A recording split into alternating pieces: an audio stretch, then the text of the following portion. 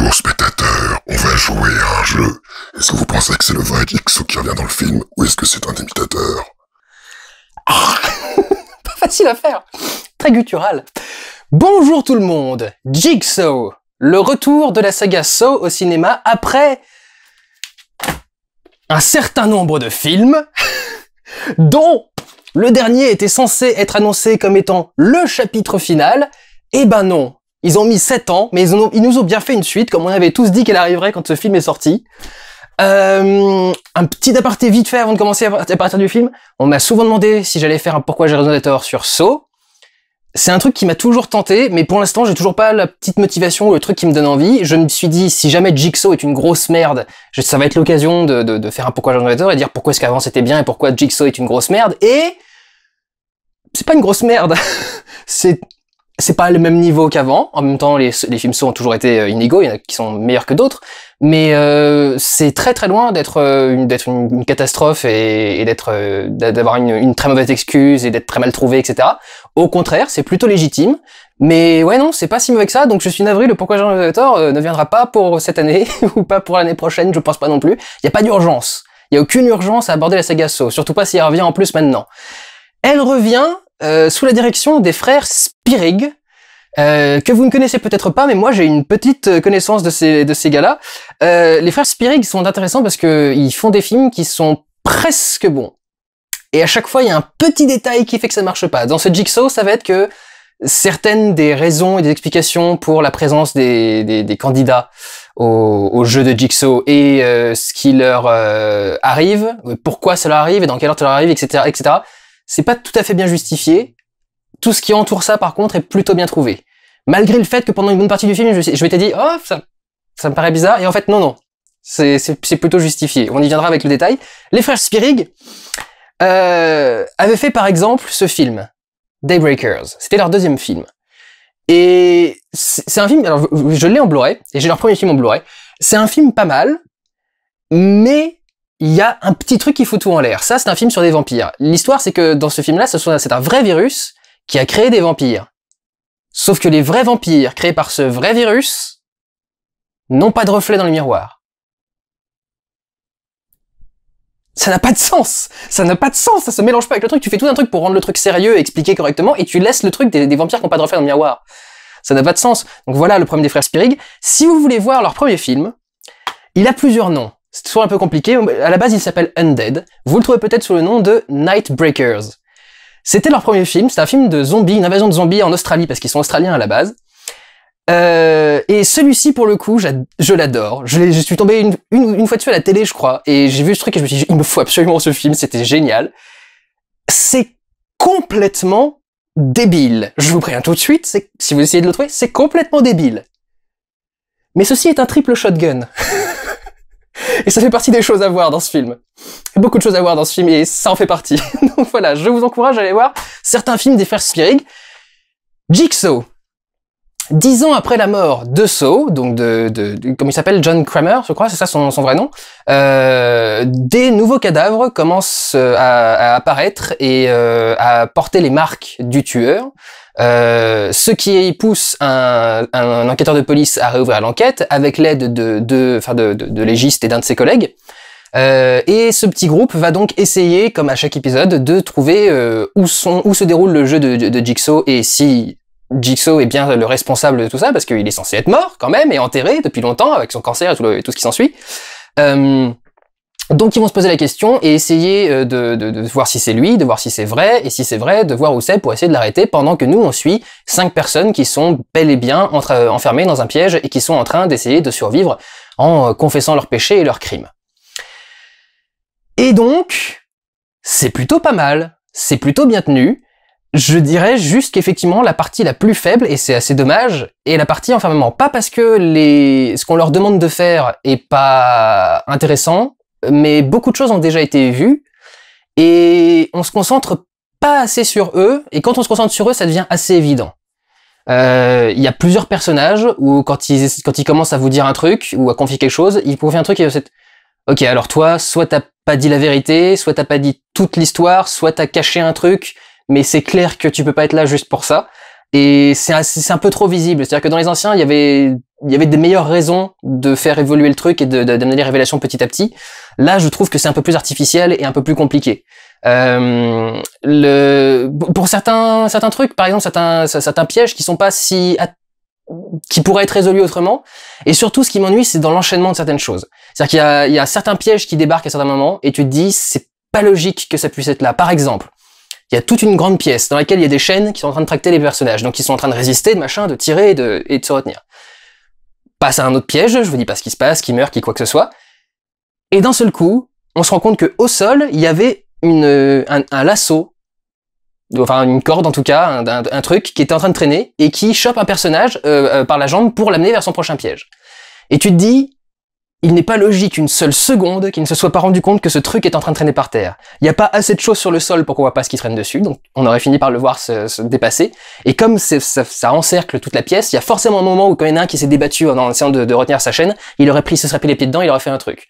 Donc tu te dis, c'est pas logique. Pareil, il y a un piège qui est accessoire, qui est un bonus trap. Ah oui, c'est pas mal.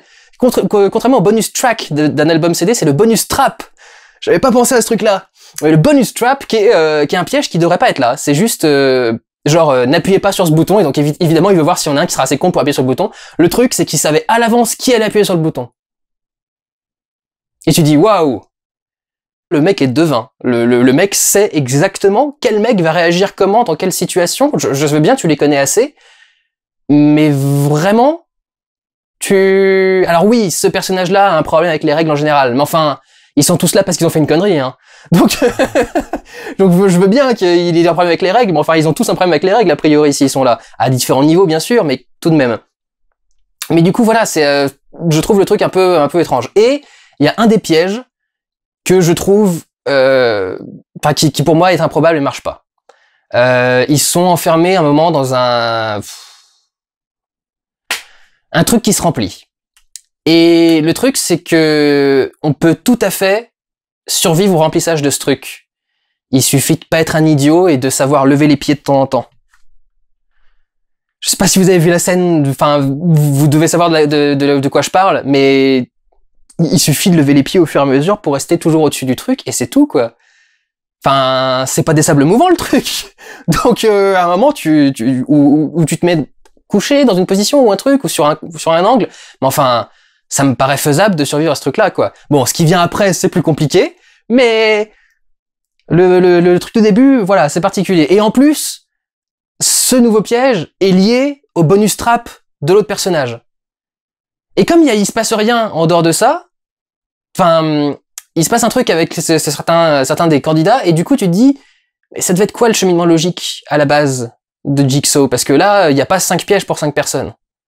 C'est en principe, il y a un nombre de pièges par personne à chaque fois. Donc là, voilà, c'est un petit truc qui était un peu un petit peu particulier. Donc voilà, ils sont un petit peu moins rigoureux en ce qui concerne les pièges et en ce qui concerne la séquence avec les personnes kidnappées. Et il y en a certains qui sont un tout petit peu tirés par les cheveux, certains événements. Je vais vous dire cimetière et temps. Alors, il y a une petite astuce, je vais y venir un peu plus loin, mais on sait pas exactement quel temps s'écoule dans le film entre deux scènes en particulier, parce que je crois qu'il y en a une qui se déroule quasi de nuit et la scène suivante on est en plein jour, donc il doit y avoir quand même quelques heures qui se sont passées.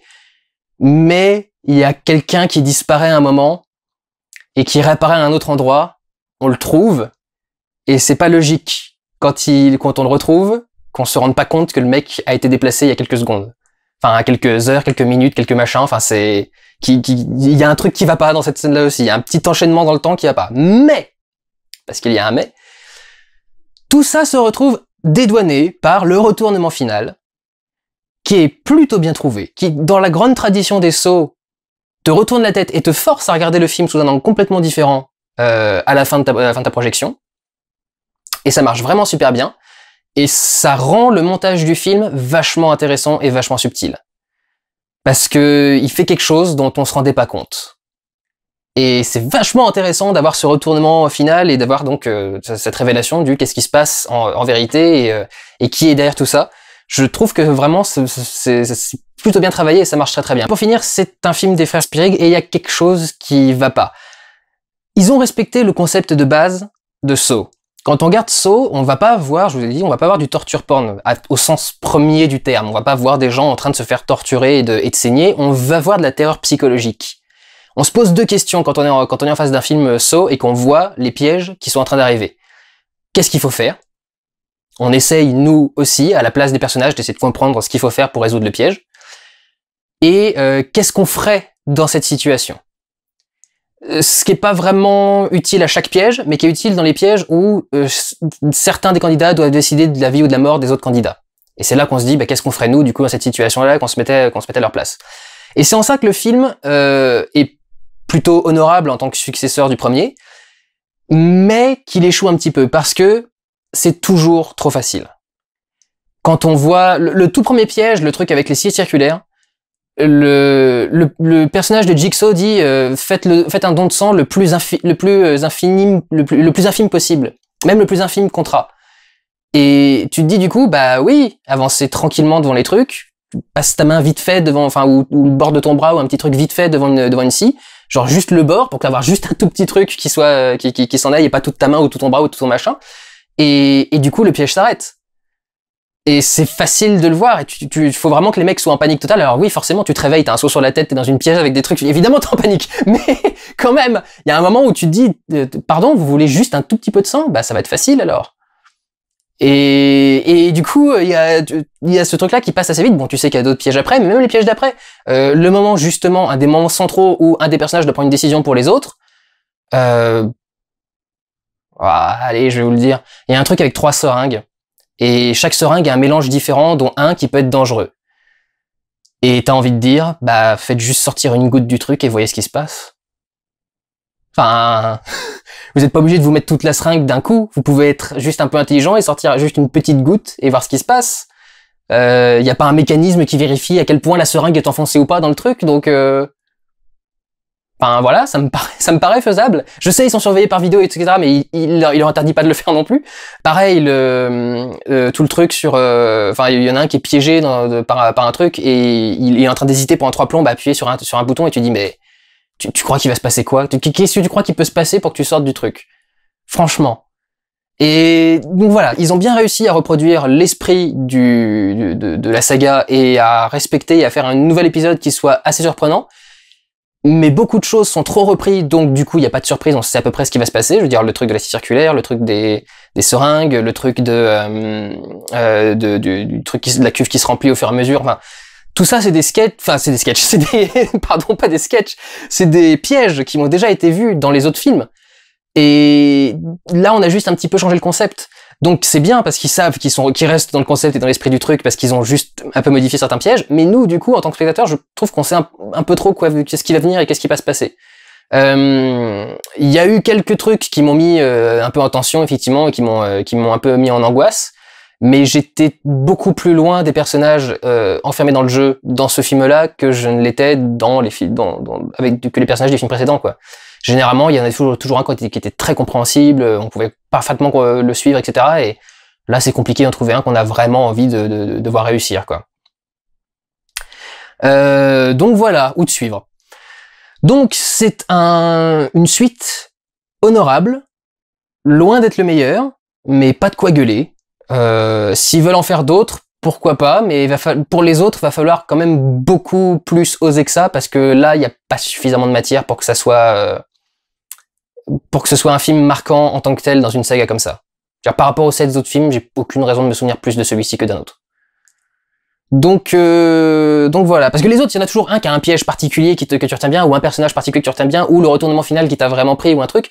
Mais là, dans celui-là, je trouve qu'il manque le petit élément qui fait qu'on s'en souvient à coup sûr et que ça marche, quoi. Il y a des personnages aussi dans ce film qui disparaissent complètement. La nana, la légiste, qui d'autre, le flic, le noir, son collègue qui l'aide à enquêter, pareil, qui disparaît d'un coup. Et tu te dis, ouais, c'est Space, où est-ce qu'ils sont passés? Alors peut-être qu'ils vont être explorés dans d'autres films, mais pour le coup, dans celui-ci, ils sont un peu abandonnés au tout dernier moment, quoi. Donc voilà, Jigsaw, si ça vous branche, allez-y. Si vous avez aimé la saga, vous pourrez aimer probablement ce nouvel opus, mais ce ne sera pas le meilleur et ce sera pas le plus intéressant de la saga. Et ce sera pas celui-là qui déclenchera la réalisation d'À Pourquoi j'ai raison de Vetor, je suis navré. Je le redis parce qu'on me demande tout le temps la saga So, c'est vraiment un des trucs qu'on m'a le plus demandé en Pourquoi j'ai raison de Vetor.